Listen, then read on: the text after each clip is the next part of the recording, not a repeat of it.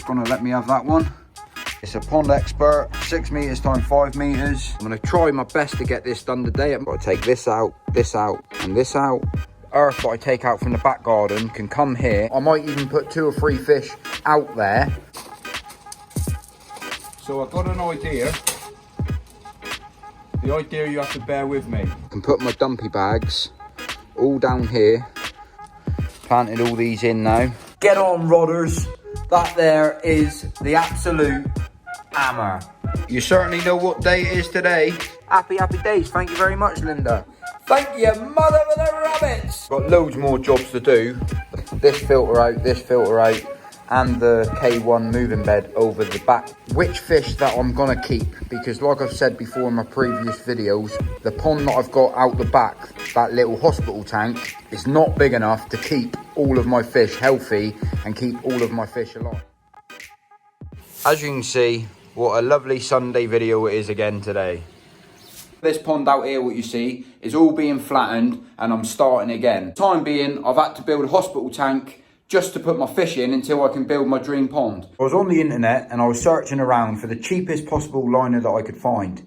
The pond liner, and I've also got 2 lots of underlay. The whole lot only come to 52 quid. As long as it does its job, I'll be more than happy. I've also siliconed all of my corners, all of the joints, a load of sand around the edges, because me tape measures down there too. I must get E out. A couple layers of the blue sheet down that I've got, so it's sitting directly on this. I mean, it's all level, but there's a few gaps in it. A couple layers of underlay down there. Take the tape measure out. Mrs. Koi Whisperer's gonna let me have that one. Thank you very much. It's a Pond Expert, 6 meters times 5 meters. If you're ever building a pond, I wouldn't use this. I would use a rubber liner. Hopefully it does the job I want it to do. I'm gonna try to finish off this pond today. I've got some bits and pieces to sort out in the garden. I've got the liner in at the moment. I haven't filled it with water. I've still got to do that yet. I've got to get some more decking off the old pond to run across here. Nothing is pinned down at the moment. It's just placed there in place. Obviously I won't pin anything down until the water's in, just to keep it a bit more secure. I'm going to put a couple of dumpy bags here just to stop access from people getting in. I'm going to fit a couple of cameras up. I ain't going to tell you where I'm going to put them. I'm definitely putting cameras up. I've got to take this out, and this out. Sort out some of this as well. Get rid of this. The wife don't like this anymore. We got a load of chipping out the back what needs to come out here. It will be explained if you carry on watch this pond build, but I've got to sort out my whole front garden. Obviously got to sort out where my filters are going to go. I've got to get my pumps in here. I've got to make sure everything's right before I put the water in. I've took out these here. These are dead. They're no good. I'm going to replace these, put them over here, make this look better, empty this pot, get this one in the ground properly, get rid of this. If I can scrape back all this gravel, put it over here, when I take earth out from the back garden, I can dump it here and then get rid of it from when it's here. But I can sort out this side of the garden. Raise this up means I can get more earth and stone into here. I'm going to get rid of that, and I'll show you what it looks like in a minute. One more job at a time. So I've got an idea. The idea you have to bear with me. But one thing's for sure, I keep getting mentioned about this Cornish shovel. I love my shovel, but if you want to send me a Cornish shovel, I'll definitely test it out. Certainly getting there. Planted all these in now. I've got to plant these in next. Get these planted in. It'll allow me to bring back a load of gravel. Move back all this gravel. Move back all the gravel from over here. Dump that over this side. Level this out and I'll get this finished. You certainly know what day it is today. Check that out.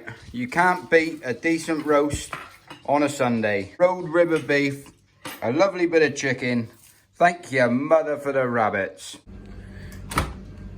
Right, so let's go for round 2. So I'm getting there, slow and steady, but it's coming on. It is coming on. I've cleared out a load of gravel over there, but I just had me roast dinner. And, well, you know what it's like when you got a gut load. But I got to keep going. I got to keep going. I got things to do and I got a dream pond to build. I'm going to try my best to get this done today. It might not happen today, but it will happen. One job at a time. This here, I'm actually going to move over here. The idea is that all of the earth that I take out from the back garden can come here and then I can get a loader. I've been donated a little bit of money. I'm over the moon by it. I'm totally blown away. So I'm going to just fill that with earth. But I've got to get this job done first. So all the way up through here, decking on up through there. Look at all these stones. I've still got a load more to get over yet though. I just want to show you this. I sent out some lovely little key rings by a subscriber of mine. She hand makes them, hand designs them. And this one here, she actually copied my big bucks. She very kindly sent it out to me. Lovely message as well. Thank you very much, Linda. She has got a Facebook page. Lids Koi for Keys. This is where we're at. Got all the clean gravel up there. All of the earth that I've took from the other side, I put in a dumpy bag. And it's a mixture of earth and gravel. What I'm doing now, I'm just leveling this out up to this mark. And what I'll do, I'll sheet it over. But what the idea is, as you can see from where the block is, I've got a decent depth there that I can level out with the earth that comes out from the pond dig. So the plan is to level this right out, so it will be raised. Obviously the shed's in the way at the moment, I'm not going to move that yet, but I will level it to that line all the way back to there, and I should be able to get rid of a fair whack of earth just by spreading it out. So that's the plan. Plus I've got all that to get rid of as well, what I find in my garden. It's far from finished, but the wife's well happy. So I've cleaned down the area as well, leveled out all of this, got the bin shed over there, leveled out that as well, got that sorted. See the depth that I've got there? There's a good 4 inches easy that I can spread out over this whole area. So some of that gravel that I've got out the back of the house that I've got to get rid of, I can put a bit more earth here. And what the idea behind all of this is that when I get all of my blocks and sand and cement and everything turn up, I can put my dumpy bags all down here, all stored, so then I can build the pond out the back. But that moves me on to sorting out this. It's been hammering down with rain for the last half an hour, so I washed up, give everything a good clean down with a pressure hose. Just because we got a dog in and out, I didn't want the, I didn't want the mud running through the house. Well, let me go back inside because I feel like a bit of a weirdo speaking out here, but there's another load I need to get rid of. Look at it, it just keeps on coming. Loads more jobs to do. The whole idea really is if I can keep my fish in this pond for as long as possible, before I take this filter out, and the K1 moving bed over the back there, what I'm thinking about doing is getting that set up. None of this equipment will be going on to the new ponds. Get this set up, hopefully tomorrow, depending what the weather's like. I can keep running this pond with just that one system, that one shower filter. I mean, it's not going to be perfect, but it will keep the fish alive, healthy. And what that will allow me to do is to make sure that the other pond out the back is running. It's all set up. I might even put 2 or 3 fish out there. It'll give me time to work out which fish that I'm gonna keep, because like I've said before in my previous videos, the pond that I've got out the back, that little hospital tank, is not big enough to keep all of my fish healthy and keep all of my fish alive. It's gonna be really hard for me to do this because I love all of my fish, but realistically, I cannot keep every single one of them out there in the hospital tank. If I do, I'll get nothing but water troubles. It'll just cause me an absolute headbanger, to be fair. Tomorrow I'm going to probably get rid of, it's been soaking wet. I would have carried on going today. You know what I'm like, I would have kept grafting and grafting. I mean, ideally I'd have liked to get rid of all of these rocks because they've all got to go. I'm not having them anymore. The new pond and the new idea is going to be completely different to this. I do apologise, it's a bit of a mixed video. Got lots of things going on, but that's just me. That's how I work and that's how I do things. I can only do each thing on a weekend or at a certain period of time. I work full time, so it's hard graft, and I can only build my new dream koi pond with all of these fish out of here, flatten this, start again. It's the only option that I've got. I've got no other option. So I'll get all of this out there. I'll get there one day at a time, one job at a time. On all of these plants, I'm going to have to put these out the front of the garden as well. I'll just keep going and I won't stop. I will not stop. But my biggest concern is making sure before I take the fish out of here, because when I do, it's not going to be a week or 2 weeks or 3 weeks. It's going to be a long period of time that they're going to be living out in the hospital tank.